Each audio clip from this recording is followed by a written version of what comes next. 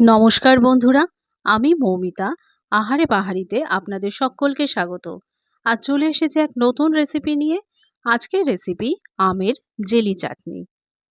Jelly চাটনি বানানোর জন্য আমি কড়াইতে একটু সর্ষের তেল গরম করতে দিয়ে দিয়েছি। এর মধ্যে একটা শুকনো লঙ্কা ফাটিয়ে দিয়ে দিয়েছি। এখানে আমি কেটে রাখা আমগুলো দিয়ে দিচ্ছি। এখানে 3টে বড় সাইজের আমকে ছাড়িয়ে পাতলা পাতলা করে পিস করে রেখেছি। একদম পাতলা পিস করেছি এই কারণে যাতে আমটা সহজে গলে গিয়ে জেলির আকার ধারণ করে। তেলের সাথে ভালো করে আমটা মিশিয়ে দিলাম। এবারে দিয়ে দেব সামান্য পরিমাণে নুন। নুনটা দিয়ে দিলাম। এরপর দেব সামান্য পরিমাণ হলুদ গুঁড়ো। নুন এবং হলুদকে ভালো করে আমের সাথে মিশিয়ে নেব। মেশানো হয়ে গেলে এবারে খানিকটা জল দিয়ে দেব সেদ্ধ হওয়ার জন্য।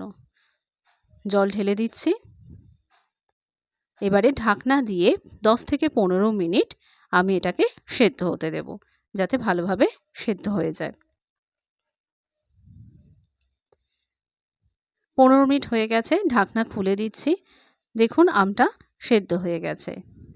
আমটাকে একটু নাড়িয়ে নিচ্ছি। এবারে আমি এর মধ্যে দিয়ে দিচ্ছি কেটে রাখা আমসত্ত্ব। এখানে আমি 150 গ্রাম আমসত্ত্ব ব্যবহার করছি। আমসত্ত্বটাও এর মধ্যে মিশিয়ে দিয়ে গালিয়ে নেব, যাতে একটা জেলি জেলি ব্যাপার চলে আসে। আমসত্ত্ব গলে গেছে, আমটা আরও গলে গেছে। এবারে আমি এর মধ্যে দিয়ে দিচ্ছি 100 গ্রাম চিনি। আপনারা চাইলে আর একটু বেশি চিনিও ব্যবহার করতে পারেন। আমি 100 গ্রাম ব্যবহার করলাম। চিনিটাকেও ভালো করে মিশিয়ে নিয়ে আমের সাথে যাতে গলে যায় সেই রকম জন্য নাড়িয়ে নেব বারবার। এবারে আমি ওপর থেকে ছড়িয়ে দেব ভাজা মশলা। আমি এখানে 5 ফোড়ন এবং শুকনো লঙ্কা শুকনো খোলায় ভেজে গুঁড়ো করে আগে থেকে রেখে দিয়েছিলাম। হাফ চামচ ভাজা মশলা ওপর থেকে ছড়িয়ে দিয়েছি। এবার সেটাকে চাটনির সাথে ভালো করে মিশিয়ে দিচ্ছি। এই ভাজা মশলা দেওয়ার ফলে একটা সুন্দর গন্ধ হবে এবং টক ঝাল মিষ্টি একটা টেস্ট আসবে। দেখুন কেমন জেলি মতো হয়ে গেছে। যত ঠান্ডা হবে তত এটা জমে যাবে এবং আরও জেলির আকার ধারণ করবে। এবারে এটাকে আমি একটা বাটির মধ্যে ঢেলে নিচ্ছি। আপনারা চাইলে এটা ফ্রিজে রেখে প্রয়োজন মতো ব্যবহার করতে পারেন অনেক দিন ধরে।